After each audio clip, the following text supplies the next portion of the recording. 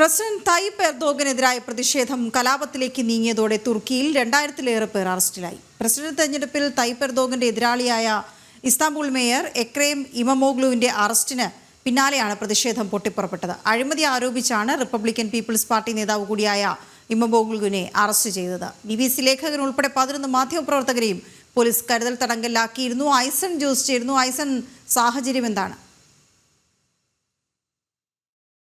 ഒരു സാഹചര്യമാണ് തുർക്കിയിൽ നിലനിൽക്കുന്നത് എന്നാണ് ഇപ്പോൾ വിവരങ്ങളിൽ നിന്ന് മനസ്സിലാക്കാൻ സാധിക്കുന്നത്. 2000-ലേറെ പേർ അറസ്റ്റിലായിട്ടുണ്ട് എന്നാണ് അറിയാൻ സാധിക്കുന്നത്. നിലവിലെ സാഹചര്യത്തിൽ നേരത്തെ പല റിപ്പോർട്ടുകളും പുറത്തു വന്നിരുന്നത് 1900 അതല്ലെങ്കിൽ അതുപോലുള്ള സംഖ്യകളായിരുന്നുവെങ്കിൽ ഇപ്പോൾ 2000-ലധികം പേർ അറസ്റ്റിലായിട്ടുണ്ട് എന്ന വിവരങ്ങളാണ് പുറത്തു വരുന്നത്. ഇതിൽ ഏറ്റവും പ്രാധാന്യത്തോടെ കാണേണ്ടത് 11ഓളം മാധ്യമ പ്രവർത്തകർ, BBC റിപ്പോർട്ടർ ഉൾപ്പെടെ അറസ്റ്റിലായിട്ടുണ്ട് എന്നാണ് മനസ്സിലാക്കാൻ സാധിക്കുന്നത്. ഇത്തരത്തിലുള്ളൊരു നീക്കം മാധ്യമങ്ങൾക്കെതിരെ പോലും, മാധ്യമ പ്രവർത്തകരെ പോലും വീട്ടുതടങ്കലിലാക്കുന്ന ഒരു നീക്കമാണ് നടന്നുകൊണ്ടിരിക്കുന്നത്.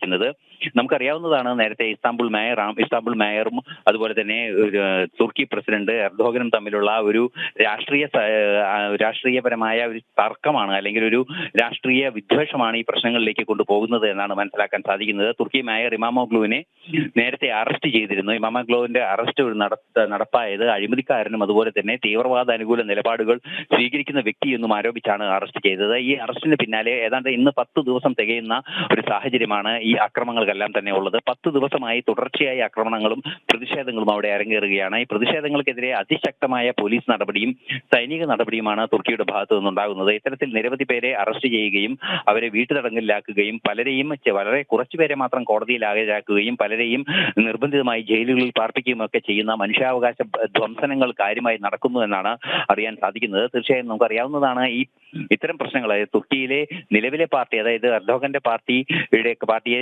താരതമ്യപ്പെടുത്തുമ്പോൾ വളരെ ചെറിയൊരു ഭൂരിപക്ഷം മാത്രമുള്ള, വളരെ കുറഞ്ഞ ജനപിന്തുണയുള്ള ഒരു പാർട്ടിയാണ് എക്രേം ഇമാമോഗ്ലുവിന്റേത്. അതുകൊണ്ട് തന്നെ ഇത്തരത്തിലുള്ള പ്രശ്നങ്ങളെ കാര്യമായി അഭിസംബോധന ചെയ്യുന്നതിന് ഒരു രാഷ്ട്രീയ പിന്തുണ അദ്ദേഹത്തിന് ലഭിക്കുന്നില്ല എന്നൊരു യാഥാർത്ഥ്യം കൂടി നിലനിൽക്കുന്നുണ്ട്. ഇത് തന്നെയായാലും അതിശക്തമായ സാഹചര്യങ്ങൾ നിലനിൽക്കുന്നു. തുർക്കിയിലെ വിഷയങ്ങൾ ഗൗരവത്തോടെ നിരീക്ഷിക്കുകയുമാണ് അന്താരാഷ്ട്ര സമൂഹം മൊത്തമായി. വീണ. ഓക്കെ, ശരി ഐസൻ.